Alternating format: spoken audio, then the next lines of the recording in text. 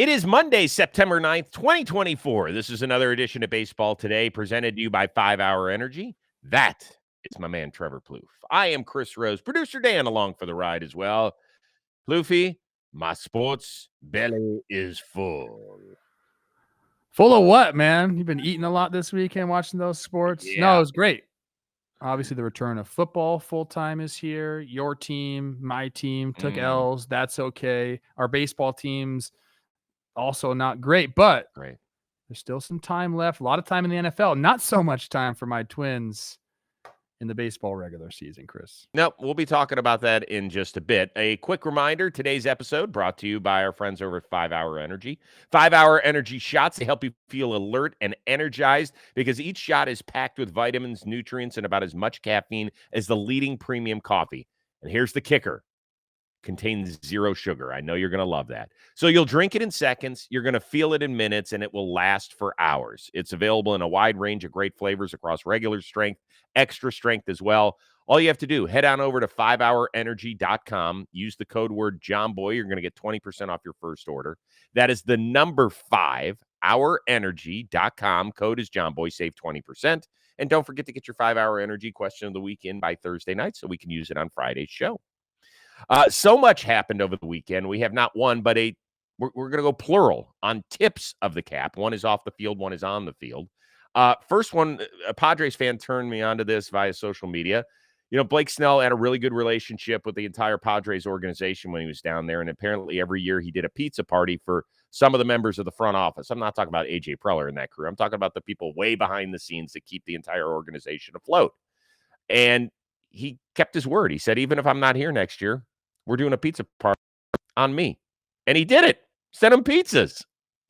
I love the move. I wonder where he got the pizzas. Like, is there a special place that he goes and gets them? But this is a way. I mean, people say this all the time when you're inside the baseball circle. They're not going to remember your statistics. They're going to remember how you treated them. And clearly, Blake Snell probably going to be remembered for his statistics, 2 Cy Youngs, 2 different leagues, but also will be remembered as a good guy who, has taken care of his people that have helped him out. So I like this a lot, Chris. What if you're ordering za? What are you getting? Depends where I'm at. New York slice, straight cheese. But I'm a guy that can kind of do anything. Prosciutto, arugula. That's Olivia's order. So we always kind of do something like that. But I could do supreme as long as I get it well done. That's like my one thing. Don't give me a sloppy pizza. Yeah. It got to be well done for me. Yeah, I need to be able to hold the slice up and it holds its form, kind of like a gymnast on the pommel horse. I can't have it where it gets droopy. Ooh, can we get some pizza in New York? We're going soon.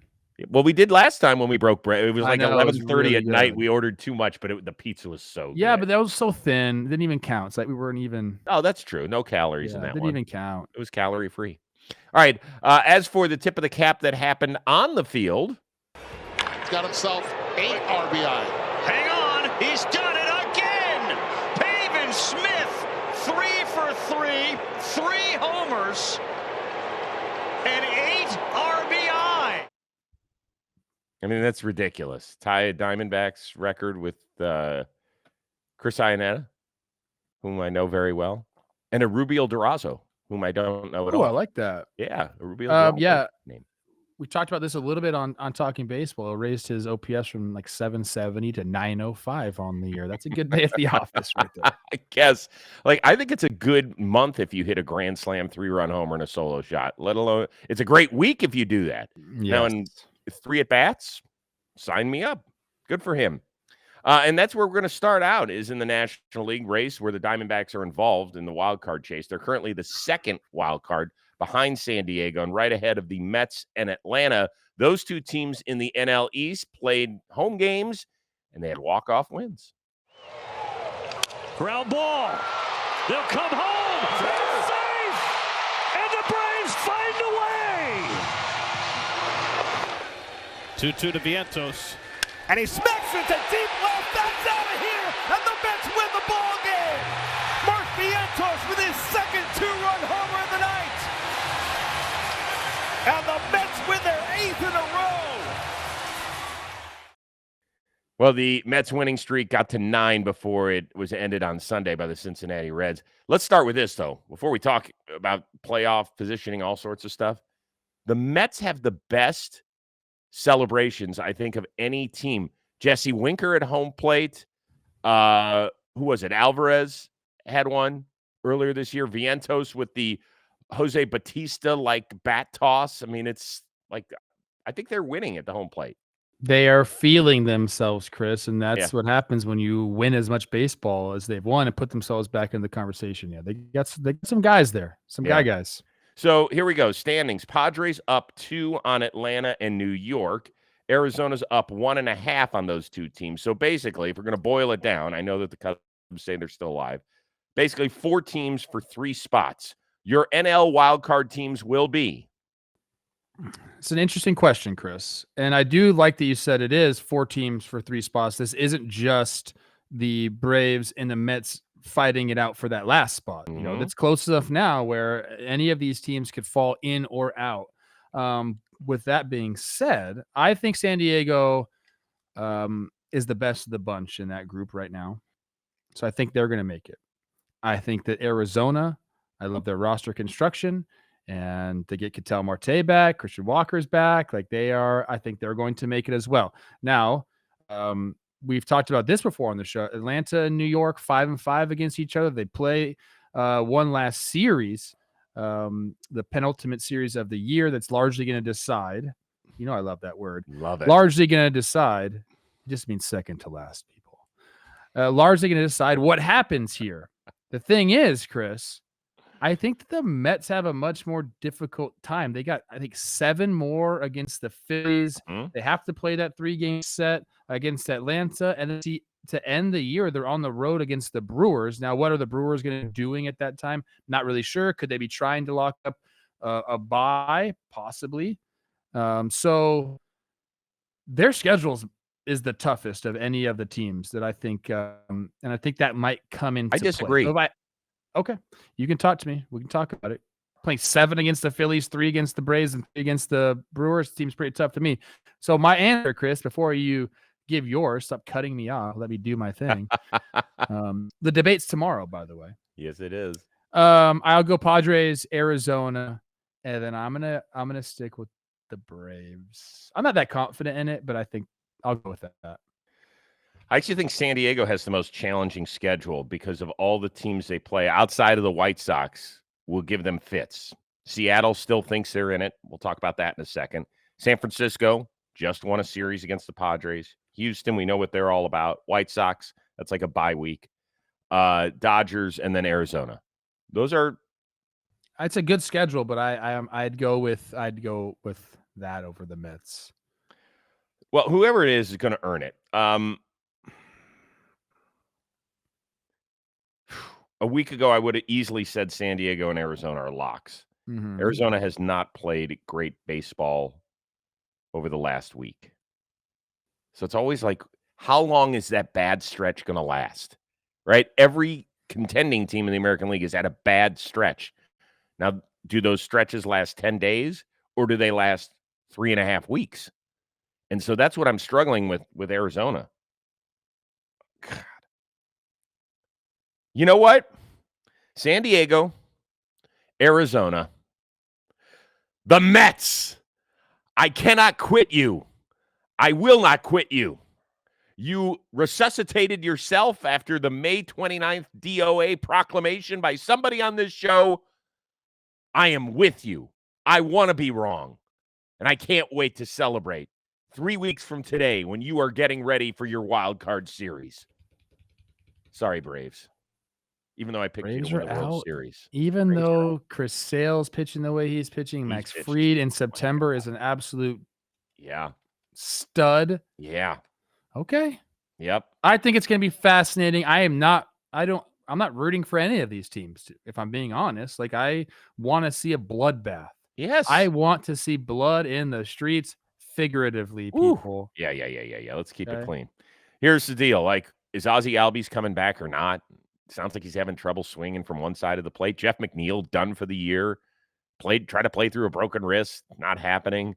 So obviously those injuries, even down the stretch as they continue to happen or don't heal the way that teams thought they would, are going to impact this race. All I know is we got less than 3 weeks to go, and I am loving it. I wish more teams were involved, but I'll take the 4 for 3 spots. That's because the Padres and the Diamondbacks are definitely staring at a wild card after what the Dodgers have done recently. They're 6 up, and they're about to take my shirt off like it did in the debut of Floorball 3. Go back and see it if you didn't. You know who was back at it again in Dodger Blue, by the way. On this 1-0, Ohtani tees off right field, hooking toward the pole. It's fair and gone. Yeah, he's in the 46-46 club as he creeps closer to 50-50, which we will spend much more time on. So the good news is Ohtani continues to rock it. Dodgers take 2 out of 3 from Cleveland. Bad news is yet another starting pitcher goes on the injured list, Gavin Stone, bum shoulder. My question is this: how worried should LA fans be about their rotation once they get to October? Because it is rickety at best. It all depends on how these next couple weeks go. Yamamoto comes back tomorrow.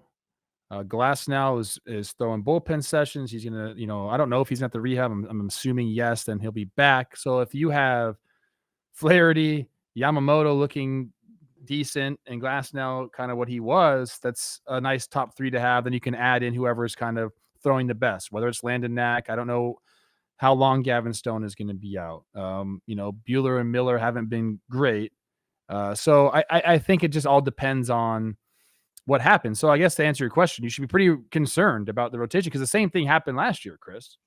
They kind of rolled into the postseason with, not the best options, or not that they weren't throwing great, and the Diamondbacks steamrolled them. So that's the concern, obviously, of all Dodger fans now is we don't want that to happen again. But I think they still have some time to get it right. Guys are coming back. Flaherty's been great for them. You saw it firsthand against your guards. I'm very curious to see how Yamamoto looks tomorrow. But I would say on a scale of 1 to 10, how concerned should Dodger fans be? I mean, it's like up there. It's like a 7.5 concern rate. Yeah. At least. So out of all the teams who are going to make the playoffs, whose postseason roster construction meeting I want to be a part of, this is the one. Because I think the Dodgers are going to have to seriously figure out how to manipulate things. I imagine they'll have 13 pitchers in the postseason on the roster. That's what I'm guessing. How many of those guys are going to be at one point starters this year? Meaning, and I've mentioned this before. Sure. Because these guys are not going to be built back up. I mean, Yamamoto, I think he was only throwing 2 innings in his rehab starts or something. Yeah, he's going to have to piggyback initially. Well, I think he might have to piggyback all the way till October, possibly. And so you can't go into a series thinking that if our starter is good, we can get 6 innings out of him. They might be like a once through the order type starting pitchers, which is a dangerous way to live in the postseason because the more guys you use, the more guys you need to be on their game on that particular day. So could I see a scenario where Glasnow's only throwing 3 or 4 innings and not 6? Yeah. I mean, I think that might be a best case scenario for them. We don't know what's going on with Clayton Kershaw and that big toe. We have no idea. We don't know how much Yamamoto is going to give him. Gavin Stone is going to be shut down for 10 days, 10 full days without throwing a baseball at all. How far does that set him back? He was the only guy in the rotation that hadn't skipped a turn all year. Yep. Their most reliable guy. And now they might not have him at all. Like, this is worrisome. It's like an 8 or a 9 if I'm a Dodger fan, because it all comes down to the amount of roster construction. 17 different guys have started games for the Dodgers here. Obviously, there's been some openers, some bullpen games, which add to that number. But yeah, the injured list is long and littered with great starting pitchers that just have not been able to stay healthy. I'm hoping they get those 3 guys back at least. Also praying for Gavin Stone too, because I want to see the best versus the best, man. Of course you do. Of course you do. It's that simple. I want to tell you a little bit about True Classic Teas. This is no joke. It was so good. I reached out to one of our sales guys and I was like, I need to get this. I need to get more of these. What do I do? So I reached out to True Classic. I just got a bunch more shirts. Michelle's like, these do look good on you, dad bod, dude. Like, they make you look a lot sexier. And the minute that your bride of 27 years, who like usually will start gagging, it's so bad right now that I've got to wear a wetsuit into the shower. That's how bad it is for me. But this stuff makes me look great. They are designed to make your questionable features great looking. True classic shirts, they are tailored for a perfect fit. They are snug in the arm, so it looks like you got some serious pipes up there, and nice in your chest. Just the right amount of room around the midsection.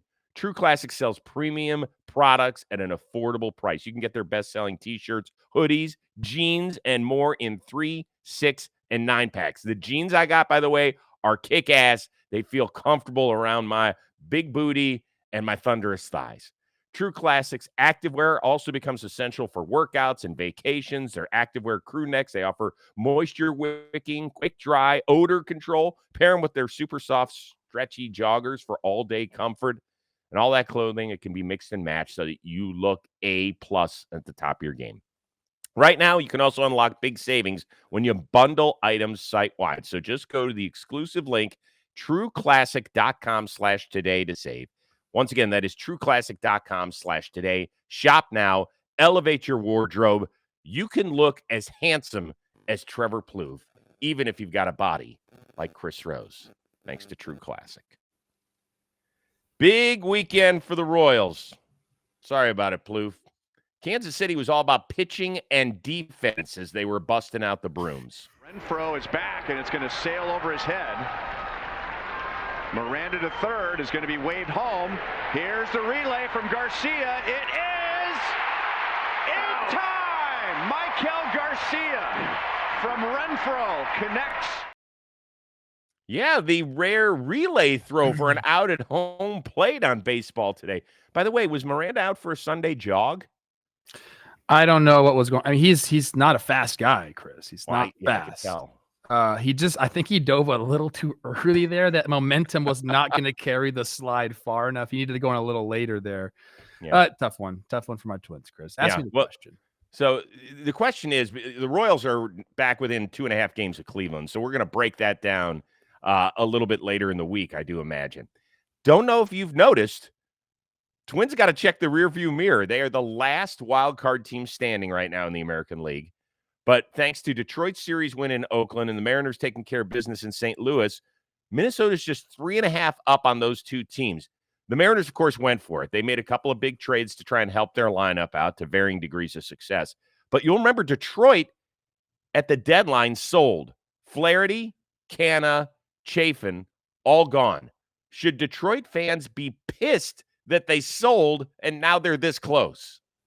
I mean, yeah, like obviously we have the benefit of hindsight now and all the young hitters coming back and really carrying this team, doing a great job. I think, yes, we talked about at the time, Jack Flaherty getting traded. He wanted to be there.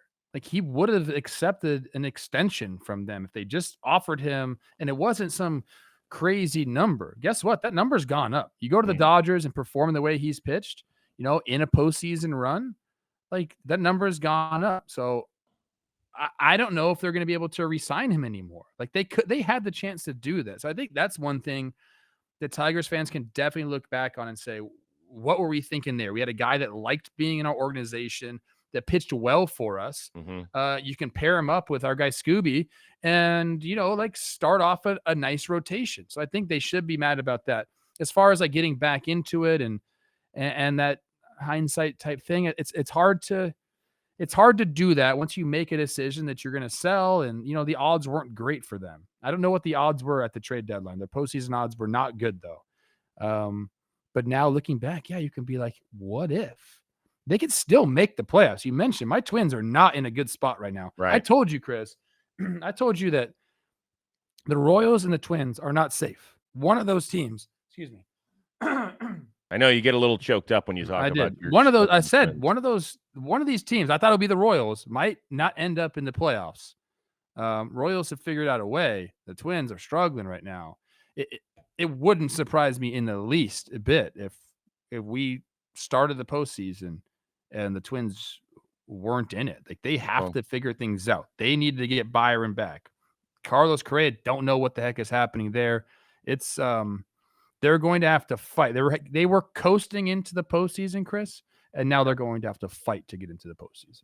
Well, it would surprise me. I just think that it's a little too much in part because Detroit doesn't have any head-to-heads left with Minnesota, and I think Seattle's one way in is, to leapfrog the Houston Astros, against whom they still have 3 more games against. I think those are both long shots.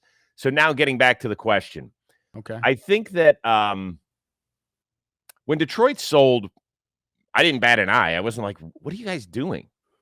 All right, now I can get on the Jack Flaherty extension train. I could get on that, in part because it is Skubal and then a ton of question marks. I mean, they can't even fill out their rotation right now. Like when you go look at their next 5 games or 7 games, you know how it lists the starting pitchers? They only list the same 3 starting pitchers every time. It's Skubal, it's Mize, and it's Montero, and that's it. And they have literally been piecing it together for this run that they've been on the last month plus. So I actually applaud them. I think the nice thing is that they're starting to figure out a little bit about some of those guys who could be everyday baseball players for them. They did make a trade, for Flaherty, where they got Trey Sweeney, who's already up with the club, and this guy, Lorenzo, I think is how you say his name. He could be their catcher of the future. So if you end up getting 2 guys who can contribute on the 26-man roster, including one that could be an everyday position player at least, then that's not a terrible trade to me. So, yes, you can look back and say, I don't know what the dollar figure was. It $90 million it would have made Jack Flaherty stay? Is it $100 million? I don't know what that number is. The facts are is that Detroit has got to improve that pitching so that they're not stuck being sellers at the deadline every year. And then we're talking about, is this the time you trade Skubal? They don't want to go through that again. That's what I would say. Okay. Let's move on to the Yankees. They took a series from the Cubs on the north side of town. It also marked the return of another member of the Cubs' most recent glory days. Please welcome back 2016 World Series champion, former Chicago Cubs first baseman, number 44, Anthony Rizzo.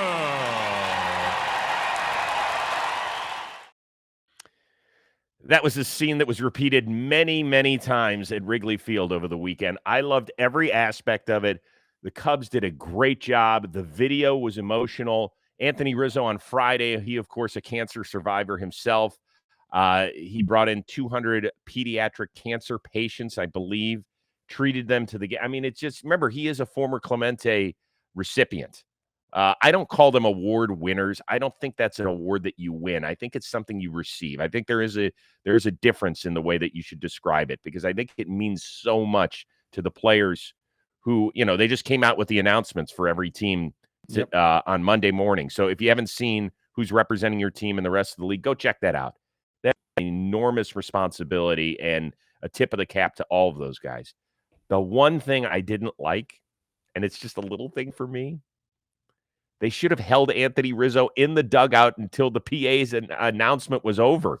Rizzo had already been out there 30 seconds, and then it's the slowest delivery. I mean, he was like, he is a 3-time All-Star, a recipient of the Roberto. He's already out there doing this, and like, I want the huge crescendo. I want the theater right when you're done talking, dude. I can't believe that's the only time he's been back, or the first time he's been back. I mean, he hasn't played for the Cubs since 2021. He's the last one from that 2016 that's still playing to get applause. Now, I don't know what's going to happen with Kyle Hendricks after this year. This is the last year of his deal, and I don't know if he's going to keep playing or whatever, but he'll be the next one in line. But, remember for Schwarber when he was with the Nationals, It was great. Javi Baez just had his a few weeks ago. He's been over in the American League. Jake Arrieta had his, Wilson Contreras, Chris Bryant, Jason Hayward, all these guys that were so important to this franchise, unfortunately, in 2016. Oh, yeah. Hey, Kyle Hendricks' career earnings. I'm going to say $71 million. 83 mil. Ooh. Kyle. That's pretty good Ivy League education right there. 83.8. Seriously, where do you think he ranks in terms of his class earnings? Didn't he go to Dartmouth? I will look that up right now. I'm pretty sure that's where he pitched. I know he's an Ivy Leaguer. He went to Dartmouth. Yes. Yeah. Capo Valley High. Okay, I didn't know that. Yeah. Career earnings at Dartmouth that year, so that was 2011. So the class of 2011, there's got to be some ballers in that class in the financial world, right?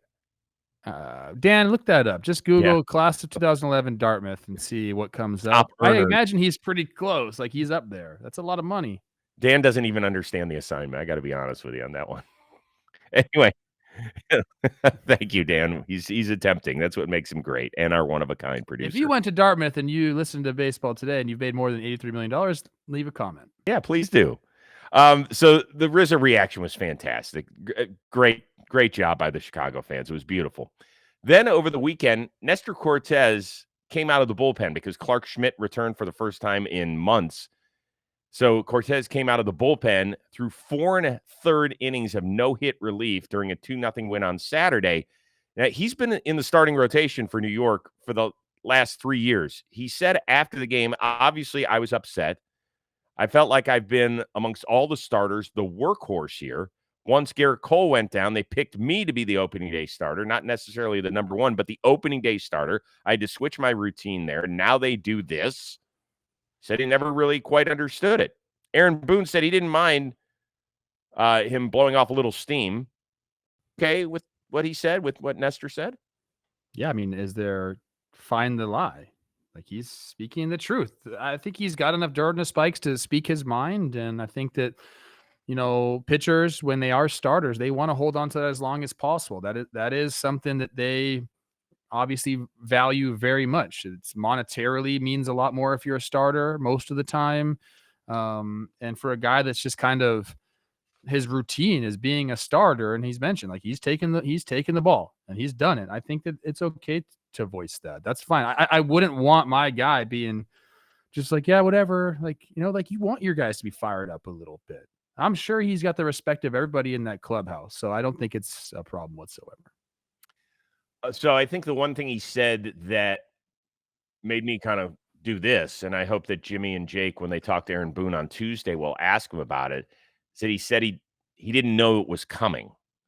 That's the alarming thing, not the decision, because it's a numbers game. Once Clark Schmidt comes back, somebody has to go to the bullpen. Now, Nestor is supposed to get a start in the Boston series this coming weekend, and then he said, I don't know what the plans are after that. So that's the problem, is that player and organization have to communicate. It's more incumbent on the organization to do that, right? I mean, if they obviously know the plans, they're the ones discussing it behind the scenes.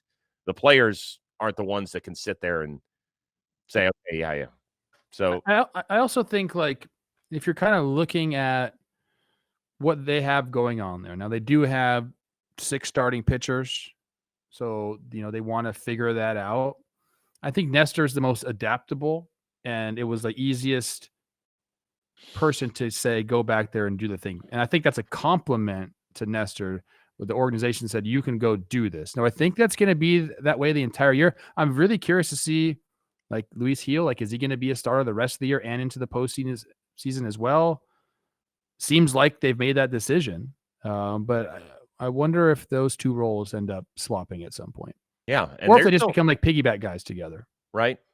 They're also fighting it out, and this is probably for a different day, this topic. But the Yankees are fighting it out with the Orioles for AL East supremacy, a likely bye, whether that's the 1 or 2 seed, or having to go on the road, possibly, for a wild card. Well, they would actually host. They would host the 4-5 series. Yeah. But regardless, that's a best of 3. So then how do you stack things? Because everybody else is going to end up in the bullpen. It's all fascinating. But you're right. I don't have a problem with that. It was just that one line that kind of made me go, sure. Maybe that's the one I wouldn't have thrown out there, where I don't think you want to air that side of things, because then it looks like the organization isn't on its P's and Q's, and that's not good for anybody. Might be accurate. I just don't think they want that out there. All right, finally, recently retired Joey Votto has been making some of the media rounds. He is awfully entertaining. On Friday, he went on MLB Network High Heat with Mad Dog Russo and Alana Rizzo, and he gave us this little gem. So, without further ado, my gosh. Oh my God. Good afternoon, everybody. Oh my God. You got to fight Broadway. What are you doing this on MLB? You are something. Oh, my goodness. Okay. That is a he looks like George Clooney from the late 80s. I can see that. Okay, the eyebrows. Okay, Yeah, I when get that. when you put the hair on him a little bit. By the way, Sure. I like the effort. And listen, I was part of the classic Joey Votto skit where he came out in the Canadian Mountie outfit when he did the whole spiel on intentional talk. So I've seen this stuff. He had the right idea, but you really, if you're going to do a Mad Dog, you have to really go for it. Like, crank it up, be uber annoying, and a little more high-pitched. He started too low, so it's got to be this. Good afternoon, everybody. It's like that. Gotta give That's it a like little nails bit on a chalkboard. It's to me. just horrific, isn't it? It's just Well, horrific. him actually saying it live. And then me. You know, I have a long-standing beef with Mad Dog Russo. Yeah, what is that? Can I help mend fences here? He was mad because I said he was like saying Bryce Harper was a bad baseball player. I'm like, do you know ball? Right. And then so he was upset. He said, I could take it from some people, but Trevor Plouffe. I didn't do enough between the lines to garner any of Mad Dog Russo's respect, which is fine because it goes both ways there. Like, I'm not. I will say leave it this. at that. Can I just tell you this? If you hung out with Mad Dog for like one night and had like a beer with him in a suite or something, like this was our yearly ritual at the World Series. We would sit in the suite and he would tell me his hockey bets for the year because he has to keep an eye on hockey and it's the only way he could stay involved. Or with that, he'd like, I have the Hurricanes over under 44.5. I'm like, I don't care. When he'd tell me all his bets. It's insane. I want to get to the question here. Okay. What should Joey Votto's next job in baseball be? I also don't have beef with anybody. I like my life a lot and I'm happy. So when you're like that, like you really don't beef with anybody. So Mad Dog, keep doing your thing. I don't know. Some people find you entertaining. What should Votto's next job in baseball be? It seems to be like Rob Manfred has been rounding up a lot of ex-players, getting him on his side. CC Sabathia, Jed Lowry, CC's whole crew, Chris Young, all these guys, Edwin Jacksons of the world. Like he's like surround himself with these guys. It's almost like his, like this is his cool card. He's got these guys in it. So I think he's probably going to get Joey to either try to come on the network or be some sort of like special advisor. Clearly, I think Joey wants to do some media stuff. I think he's really good at it. I think he's funny. I think he has the knowledge to do it. I don't see him like going and being a coach. I think I see him in front of a camera somewhere. Yes. So yeah, it wouldn't shock me if we just started seeing a bunch of Joey Votto on MLB Network or something like that. Well, okay, so the Fox pregame crew is pretty much set now with Poppy, A-Rod, and Gita. So it's silly to add another voice. That doesn't make any sense. What I could see him, he did, remember when he was injured in Cincinnati a few years ago, he did a bunch of Reds games from the booth. I think his perspective is so fascinating. Like, I think I would experiment and put him and Adam Wainwright in a booth together if I was Fox. I really would. I would like to see that. Okay. Now, they've done it where current players, and I still kind of consider him, he just retired, but he's really still a player for this year. Like Al Leiter 20 years ago was in the booth while still playing. He was doing an LCS. Worked out great. Al is a tremendous broadcaster, has great insight. They also put Brett Boone. He was in the booth when his brother ended the 2003 ALCS with a walk-off home run against the late Tim Wakefield in the 11th inning, and Brett Boone was terrible and didn't say anything. So you run the risk, but I do think that Joey Votto, if I were Fox, maybe I'll call I still have some buddies over there. I would say, are you thinking about putting Votto and Adam Wainwright together? Guys that battled in the same division for over a decade would be great. You see my face? You don't care? No, I'm happy. I think they would be great. I think I'd be better. So Oh. why don't you use a phone call for your good buddy T. Plouffe Well, here? that's an off-season call. That's an off-season call. We'll see. We'll see. Yeah, I'll be happy to make that call. I'm like Nestor Cortes. I deserve something here. I think I'm pretty dang good in the booth. You are so, good. You're very good. Yeah, Yeah. I agree. They should let you do it. Energy, man. You bring energy in life A little different and perspective. sexiness. Yeah, sex sells. Except if you're It Tom does. Brady. He's been getting ripped on the internet. Okay, enough. That's for football today. Okay. Don't forget to get your 5-hour energy question of the weekend by Thursday night so we can use it on Friday's show. For our one-of-a-kind producer, Dan Rourke, the uber-talented and sexy, for that matter, Trevor Plouffe. I am Chris Rose. We will see you Tuesday here on Baseball Today, presented to you by 5-Hour Energy.